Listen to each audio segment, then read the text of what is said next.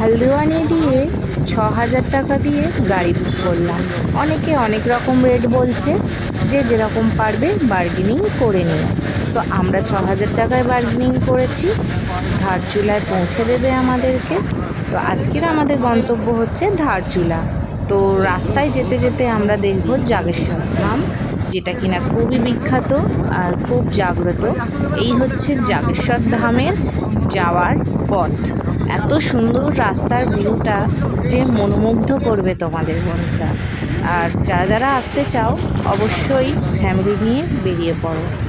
আর এই হচ্ছে তার ভিউটা। চলো জাগেশ্বর ধামটা দর্শন করে নিই, যেখানে কিনা 125টা মহাদেবের মন্দির রয়েছে, ছোট বড় সব রকম মিলিয়ে। তো আজকের আমরা জাগেশ্বর ধাম দেখব, নিমকরলি বাবা আশ্রম দেখব, আর কী আছে তোমাদের কাছে সবই শেয়ার করব। তো চলো নাবি। ওইখানে দুই শিক্ষক চলে যাচ্ছেন, আগে মাস্টারমশাই আর যাচ্ছে কাকিমা কাকু, আর পেছনে আমি।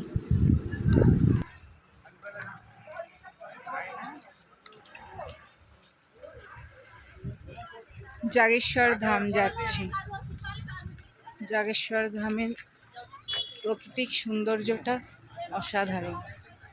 দেখো,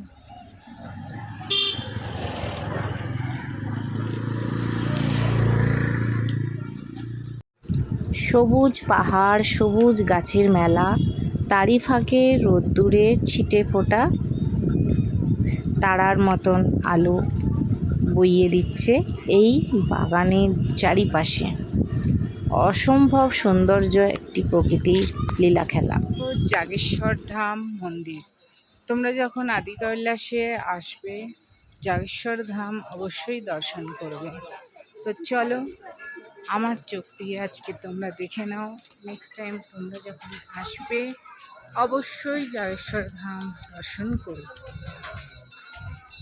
অসাধারণ মানে প্রাকৃতিক সৌন্দর্য।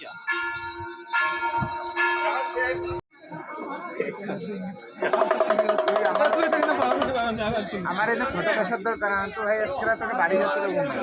ও ভাই, আমার একটা ফটো তুলে দাও তো। সর্বপ্রথম জাগেশ্বর মহাদেবের দর্শন করে মনটা খুবই ভালো লাগলো। এত সুন্দর, মনটা ভালো লেগে গেল। রাস্তায় এতটা জার্নি করে খুবই ক্লান্ত, সারা রাস্তা তো বমি করতে করতে এসছি, তারপর শরীরে একদম জোর নেই। মহাদেবের দর্শন পেয়ে খুবই ভালো লাগলো। আর ওই যে গাছটা দেখ, জাগেশ্বর ধাম, আর এই গাছটা দেখো, গণেশের স্বরূপ।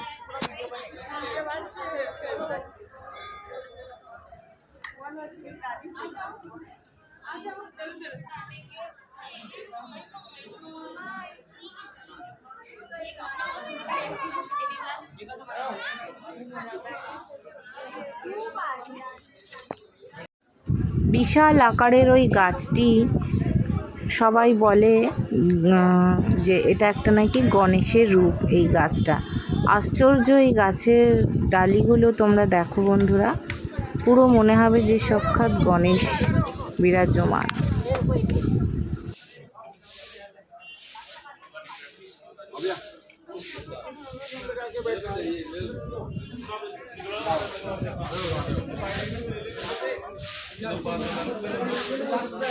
हमको नहीं पता है, हमको हम फोटो लेके ही जाए। यहाँ पे महादेव का कितना मंदिर है? हाँ, 125।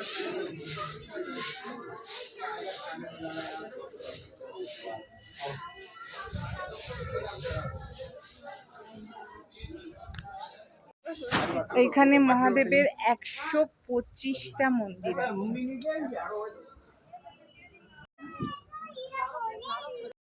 এটাকে নাকি পদ্মকুণ্ড বলে।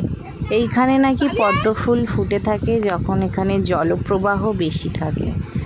এইখানে সবাই দেখো বাড়ি বানিয়েছে। তো আমিও কেন পিছনে থাকি, আমিও একটা বাড়ি বানিয়ে নিলাম। একটা বাড়ির ভীষণ আশা আকাঙ্ক্ষা মনের মধ্যে রয়ে গিয়েছে, জানি না সেটি কবে পূরণ হবে। তো চলো, কথা বলতে বলতে মা অন্নপূর্ণার দর্শনও করে নিলাম।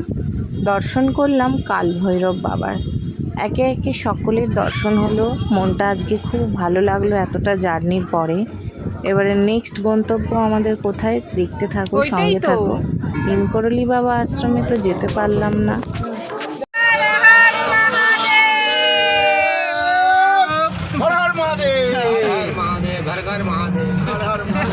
তো আমরা চলে এলাম পিথোরাগড় একটা রেস্টুরেন্টে। ওরা খাওয়া দাওয়া করলো আর আমি এখান থেকে ভিউটা দেখাচ্ছি তোমাদের।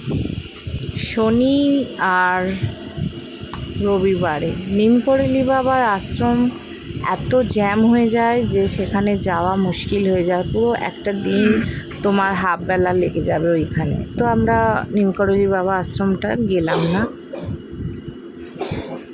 আর এখানে এত সুন্দর সুন্দর ফুল, যেটা দেখে আমি পাগল হয়ে গিয়ে তোমাদেরকে না দেখিয়ে পারছি না, মুগ্ধ হয়ে যাচ্ছি।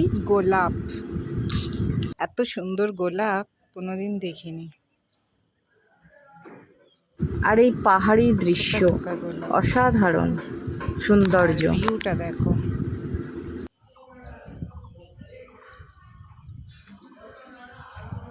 নিজের চোখে না দেখলে বিশ্বাসই করতে পারবে না যে এত সুন্দর মানে প্রকৃতি।